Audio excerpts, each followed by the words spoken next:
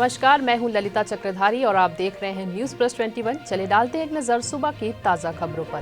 छत्तीसगढ़ में पहले दिन 88,000 टन धान की खरीदी की गई। संकट के चलते बारदाने की कीमत 18 से 25 रुपए की। छत्तीसगढ़ राजनांदगांव में अनमोल इंडिया के डायरेक्टरों को पकड़ा गया। चिटफंड कंपनियों के 5 डायरेक्टर गिरफ्तार। सीएम ममता बनर्जी के खिलाफ बीजेपी नेता ने दर्ज कराई शिकायत।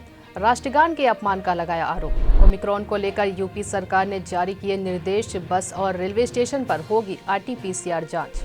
मुंबई में इंटरनेशनल फ्लाइट से लौटने वाले 3 लोग पॉजिटिव, 5 हुए ओमिक्रॉन के संदिग्ध मामले।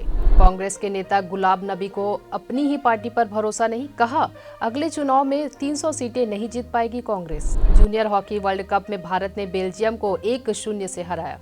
पीएम मोदी की पहल पर नीरज चोपड़ा गुजरात के 75 स्कूलों का दौरा कर छात्रों से मिलेंगे, देंगे फिटनेस टिप्स। गृह मंत्री अमित शाह के उत्तर प्रदेश में दौरे जारी, आज करेंगे सहारनपुर में रैली। अगस्ता वेस्टलैंड हेलीकॉप्टर घोटाले के आरोपी ब्रिटिश नागरिक क्रिश्चियन मिशेल की जमानत पर सुनवाई होगी आज। ऐसे ही तमाम जानकारी से लगातार अपडेट रहने के लिए हमारे चैनल को लाइक और सब्सक्राइब करना ना भूलिए और नोटिफिकेशन के लिए बेल आइकन को जरूर दबाएं।